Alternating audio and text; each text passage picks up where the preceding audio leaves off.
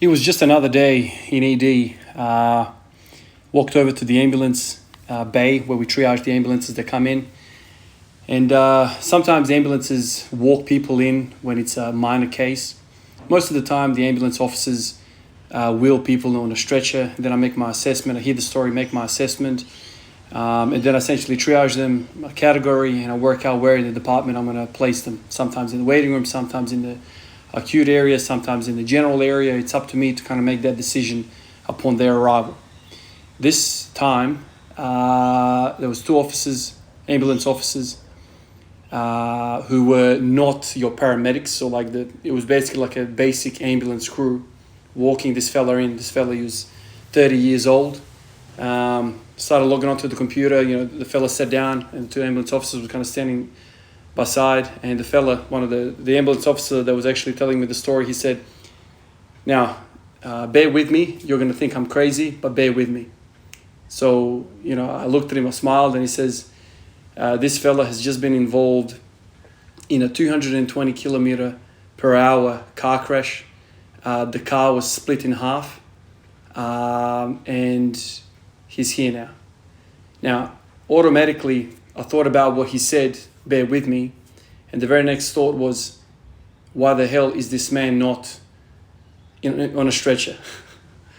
This man just went to a 220 kilometer an hour car crash, and they're walking him in. Then the ambulance officer said to me, "Look, man, they've had every man and their dog at the scene. They've had the helicopter retrieval team, the specialists, the trauma specialists. He's been reviewed, he's been assessed, he's been ticked over head to toe. This is why we're here transporting him and not like a full-on ambulance crew with all the specialists." The story goes, the young fellow was living a party here in a local suburb here. And for those of you in Australia, those of you who understand cars, he had a XR6 Turbo, one of the later models, a Ute, and he basically stuck his foot into it. And those cars are very, very, very, very powerful. With very minor modifications, you can get those cars to 400 kilowatts, sometimes even 500 kilowatts with stock internals. Picked up speed very, very quickly, lost control, and he struck this tree. Going at that speed, lost it at that speed, span out. The collision was side impact right in the middle of the car, and the car split in half. And the only injury this fella had was a scratch on his shoulder. He was wearing a short sleeve top, kind of like a tank top, and the only thing was like a little scratch on his deltoid, on his shoulder, kind of like the tree bark kind of scratched him. So, obviously I look at him and he looks like a fit dude, 6'3", 6'4", maybe 100 kilos, tradie kind of looking guy. He says, "Man, I don't know what happened, man, but I feel great." Blood pressure, all the numbers were good. He was at the scene for about an hour. Apparently, everything ticks off. And automatically, me as the triage nurse, I've got my own little protocol to kind of run by. And so I kind of walk him in to our critical area, walk him in, right? Walk him into the critical area. And I immediately get a doctor to assess him. And basically, he was checked out from our end as well, and he went home basically an hour after that. There was nothing wrong with him. I don't know how the man survived. He said he doesn't know how he survived. The doctors at the scene, the ambulance officers that transferred him in, everything was ticked off. The ambulance officers, after we had the conversation, they came up to me and they said, "Look, I know you were going to look at me like I had three heads when I was walking in, a trauma kind of casualty, a trauma victim, but he's just feeling like there's nothing wrong with him."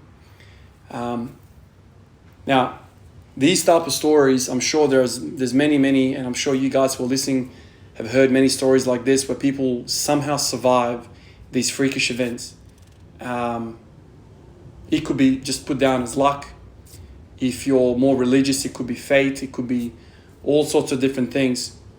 But it makes me think. It makes me think, what our journey in life is, why this fella was spared. We're talking millimeters. If he was millimeters away from like a different kind of point of impact, 220 k's an hour, side impact. You could argue that there's more protection built in a car when you're hitting straight on, like head-on collision. because all the engine and all the crumple zones, all that stuff is at the front. There's nothing on the side. But if you went front on into a tree at 220 k's an hour, I don't care how many crumple zones you have, most people die from that type of incident. This fella had a tree bark scratch from that. Like, I couldn't imagine the sound. Apparently the scene was a freaking, like a bomb hit it. The car was literally split in two, kind of like a loaf of bread. If you took a loaf of bread and just like folded it on itself, it was only being connected by the other side. It just basically split in two. And this fella basically just stepped outside the car. Like he just basically walked out. Like they didn't even have to like cut him out. He just basically walked out from where the snap was.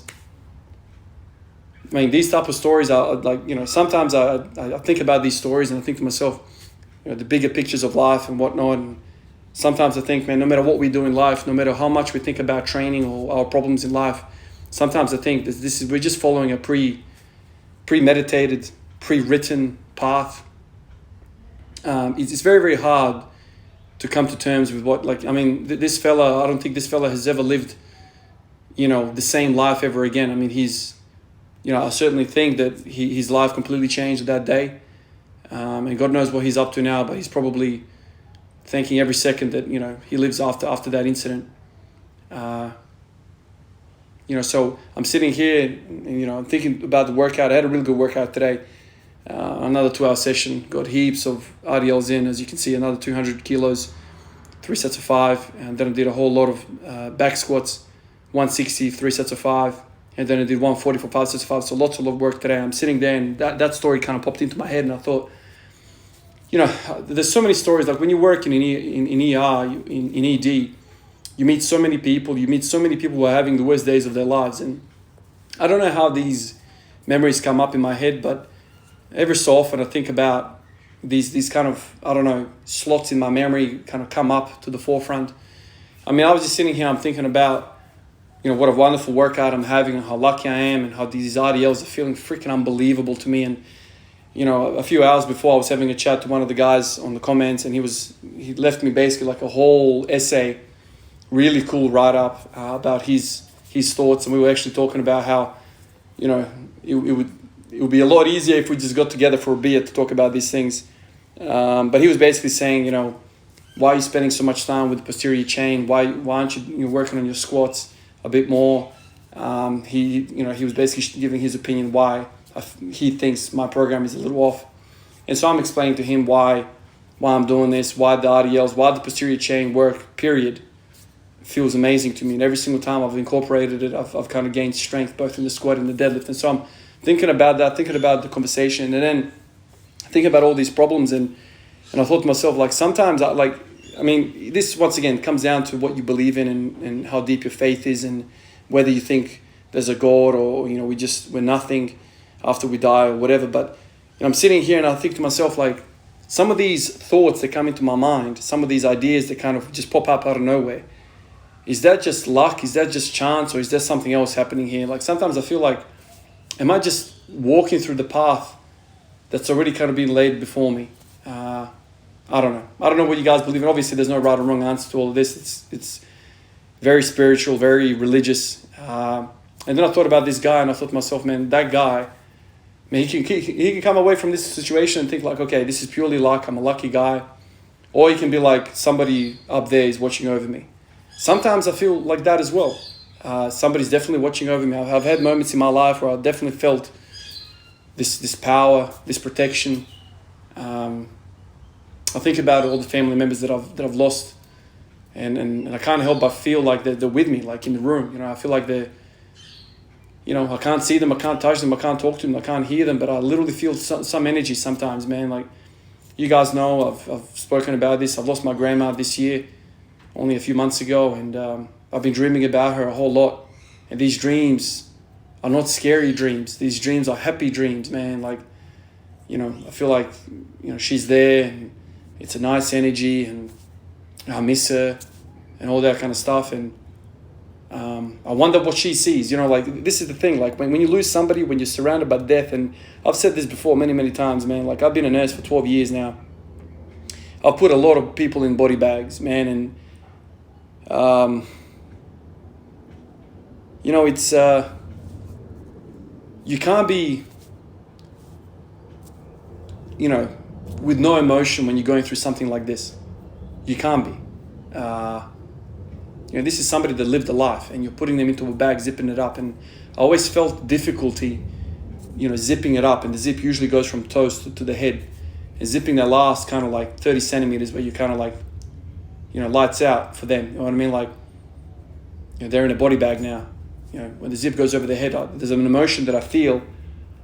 And you know, the first time I was involved in this procedure, putting somebody in a body bag, preparing them for the corona or preparing them for that next stage, you know, I went with a senior nurse for the first time. You know, generally when you're a young nurse, you don't get thrown into these situations. You get thrown in, you know, with somebody that's experienced, not two kids coming in and trying to do this. You know, I was a 20-year-old kid, man, the first time I saw this, 19 years old, whatever I was, you know, and I went in with a senior nurse, and she said to me, look, you know, what I like to do is I like to talk to them, you know, so when we're rolling them to put the body bag underneath, you know, this lady, this colleague of mine said, look, I like to talk to them. And so she would say, come over here, my friend, you know, come over here, let's get you comfortable, and things like this, kind of like if they were alive, right? And so in those moments, you know, I tend to talk to them as well. That's kind of stuck with me, and it makes me feel comfortable. It makes me feel like their spirit is in the room. They're kind of standing next to me, watching their own body. So certainly, like when you experience these type of scenarios and when you lose loved ones, they're not gone. I definitely feel like they're not gone. I feel like they're with me. Sometimes I feel like they're sitting right next to me on this bench as I'm going through the squat routine. You know, sometimes I feel like they're helping me think about some of these problems that I have. Do I do 3x5 or 5x5? Even though my grandma doesn't know much about lifting at all, but I feel like when people cross over to that next stage of the spirit, I feel like they have more knowledge, that they've seen the truth. And once again, this might all sound like whack to you guys, depending on what you believe.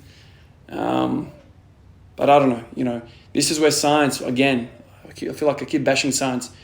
This is where science, again, can't prove anything. And a lot of people say, where's your proof? Man, not everything in life needs proof, man. Not everything in life, like, are you going to be that ignorant to only believe in things that have proof? Just by the virtue of our life on the planet, there's been many things in our history that we didn't know. We couldn't explain it, yet we know they exist. We know that this is how it works, you know? So you don't need a scientific paper to tell you this, because you've seen it, you've felt it. And sometimes in our life, there doesn't seem to be a whole lot of respect for the feel, because you can't measure feel. You know, so I've certainly had situations where I felt like I'm not alone in the room, yet I'm physically alone in the room. And, you know, a lot of people would say, oh, that's your mind, that's your psychology, that's delusions, that's your mind playing tricks on you. I know from having contact with palliative care nurses, they will say to you, man, you know, people that are kind of in hospices, you know, in like end of life, you know, they will say that these patients, these people start to see people who have passed away, family members that have already passed away. They start to see them vividly. And so these nurses would say, I'm standing in the room with this patient and they're telling me, why don't you say hi to my sister or my father? They're right next to you, like vivid hallucinations. And a lot of people would say, oh, that's the drugs that they're pumping these people full of. But, you know, we know what these medications do. You know, of course, science can say it's just hallucinations secondary to the drugs. You know, this is the thing. You can believe whatever you want to believe. You can think it's delusions. You can think that this person is actually flickering between the two realities. Flickering between our current reality and flickering to the next portal, the next phase of the soul, or next life, or next world, or whatever. Certainly, you know, once again, I've been around death, I've been around life, I've been around happy moments, sad moments. Sometimes I feel like, man, I'm just, you know, walking in the steps that's already kind of being preconceived. And this fella that I opened the video up with, you know, man, this guy, man, like, I don't know. I like to think that he's got an angel up there protecting him. Because, I don't know. I mean, a lot of these things are, once again, up for debate, you know, a lot of people would just dismiss this and be like, oh, it's luck. I don't know. I honestly don't know. I like to think what I like to think, and it makes me feel comfortable that my relatives that I've lost are not just gone. They're not just flesh decaying in the earth. There's something more to a human being. There's something more to us, and I've always felt this. There's these energies which we can't explain, which science might explain one day. And you know, people have tried to measure the weight of somebody before death and after death, and there's been discrepancies like 600 grams, that's the weight of a soul or whatever, all this stuff. I feel like this is just prehistoric measurements that we're using here. This is beyond how heavy you are. But anyway, I have these thoughts sometimes, and I just think to myself, man, I'm just going through a preconceived life, and that gives me comfort, man. This is the thing, man. Like, a lot of people have asked me a lot of questions about the coronavirus, COVID-19, and what we should do and what not. And man, I always say to people, man, like, you do the best you can with the knowledge that you already have, with the evidence that you already have. You do the best you can. But ultimately, somebody else is responsible for what happens to this world. And that person is upstairs in the heavens. And so I am not somebody that can control every single aspect of my life. There's something else happening there. That's my belief. That's what makes me feel comfortable. And that's what kind of gets me away from anxiety of life and whatever. If it happens, it's supposed to happen, and that's it. I still do the best I can. That doesn't mean I have no responsibility as I walk through life. You still do the best you can. You do everything right. But some of these supernatural things that happen, some of these freakish things, you just shake your head and be like, it is what it is. There's greater powers. There's greater powers out there. I'll catch you guys in the next one. Peace out.